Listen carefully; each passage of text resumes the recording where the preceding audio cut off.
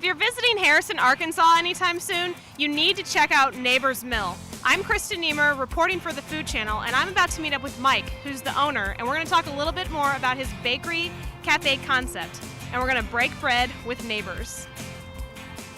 Hey Mike, how's it going today?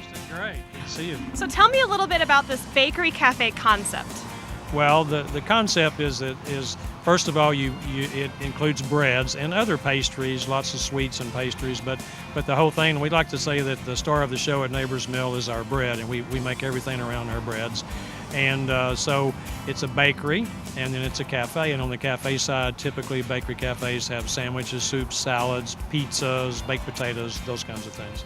And tell me a little bit about your building. It's very unique looking. Yeah, well, this building, my wife Karen and I found an old mill in Oak Brook, Illinois called the Graw Mill, and we just looked at it and said, wow, this is it. We want want Neighbor's Mill Bakery and Cafe to look like this building. Great, well, can we go look inside? Sure, I'd love to. What do you love about Neighbor's Mill?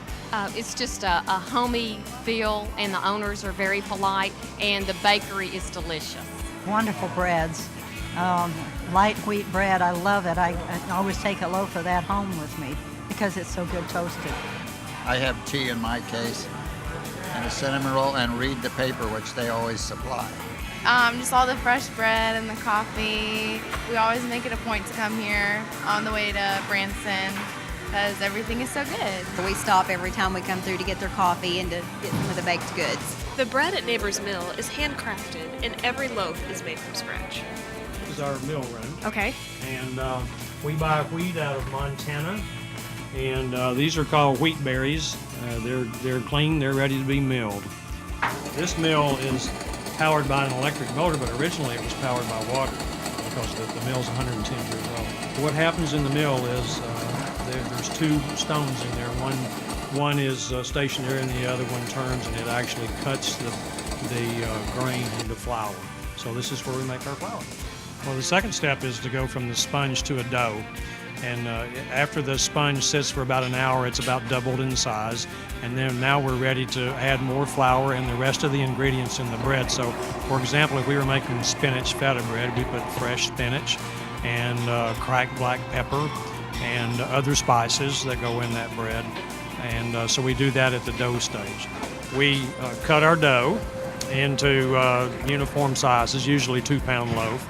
And then we knead it and shape it and put it in a pan and put whatever toppings that are necessary for that particular bread.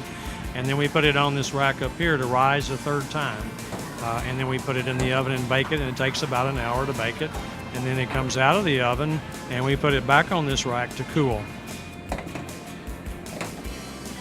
We're just passionate about bread, and we built our whole business around our bread. In fact, we like to tell people that bread is the star of the show at Neighbor's Mill.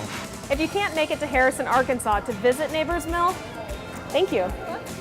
You can always go to neighborsmill.com and order the bread from there, or you can pick it up in your local grocery store or health food store across the Midwest. Reporting for the Food Channel, I'm Krista Niemer.